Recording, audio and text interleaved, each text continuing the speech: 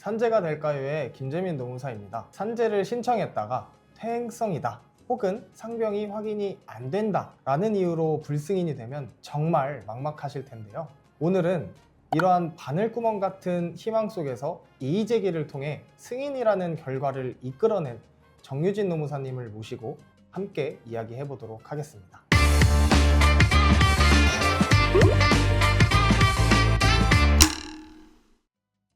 안녕하세요. 전남 순천지사 정유진 노무사입니다. 산재는 처음부터 승인받는 것도 물론 중요하지만 불승인을 받는다고 하여 거기서 끝이 아닙니다. 최초 단계에서 왜 내 아픔이 인정받지 못하였는지 그 원인을 철저히 분석하면 기적처럼 승인으로 되돌릴 방법이 분명히 있습니다.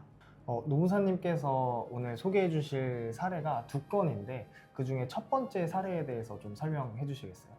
네, 첫 번째 사례는 건설 현장과 플랜트 현장에서 17년 이상 배관, 용접 업무를 수행하신 분의 이야기입니다. 평생 목에 큰 하중을 견뎌오신 분이지만 공단에서는 수술 부위인 경추에 상병이 확인되지 않는다며 거부 처분을 하였습니다. 이미 보존적 치료를 넘어서 고정술까지 진행하였는데도 단순히 나이가 들어서 아픈 퇴행성 질환 정도로 치부를 해버린 거죠. 노무사 이미 고정술까지 하신 상태였는데도 상병미인지로 불승인이 났다는 거잖아요. 좀 굉장히 어려운 사건 같은데 좀 어떤 논거로 이의제기를 진행하셨나요? 네, 저는 의무기록과 영상 자료를 최대한 꼼꼼하게 검토하였습니다. 영상 판독지와 수술 기록에 명시된 수술 부위의 골극 형성과 이로 인한 신경근 압박을 핵심 근거로 제시하였습니다. 단순 노화라면 뼈가 이렇게까지 변형되어 신경을 누를 수 없다는 점,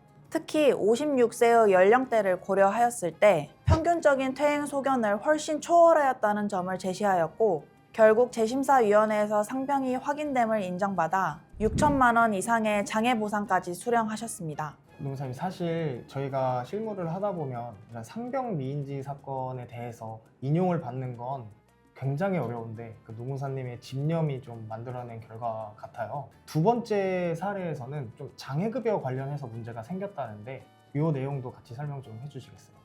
네, 두 번째 사례도 20년간 용접 업무를 수행하신 분이신데요. 처음부터 저희 농구법인 더보상과 산재를 진행하였고 요양비와 휴업급여를 잘 지급받으실 수 있었습니다. 그런데 마지막 단계인 장애급여에서 신경근 장애가 확인되지 않는다며 보상을 거부당하셨습니다. 척추는 우리 몸의 기둥이자 신경의 통로입니다. 신경이 조금이라도 손상되면 팔다리에 마비가 오거나 기능이 떨어질 수밖에 없는데 공단은 기준을 너무 까다롭게 본 것입니다. 그러면 노무사님, 이런 보이지 않는 신경 손상에 대해서 어떤 식으로 입증을 하신 건가요?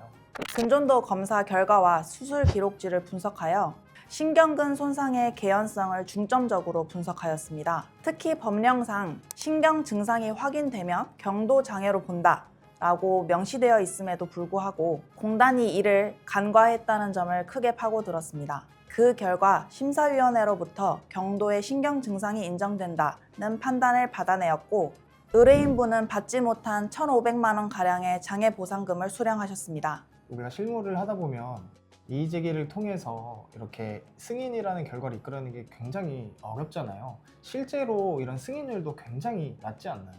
네, 맞습니다. 현재 심사 단계의 인용률은 약 13%, 그리고 재심사 단계의 인용률은 6.4%에 불과합니다. 수치로만 보면 10명 중 1명도 안 되는 정말 어려운 길입니다. 하지만 인용되어야 할 사건은 어떤 수단을 써서라도 인용되어야 한다는 게 제 생각입니다. 전문적인 의학 분석과 법리적 반박을 뒷받침한다면 누구라도 가능합니다.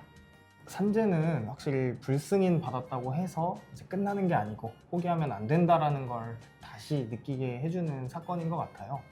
산재 신청은 한 번 거절당했다고 끝이 아닙니다. 여러분들의 노력이 부정당하지 않도록 저희 더보상이 근거를 가지고 끝까지 싸우겠습니다.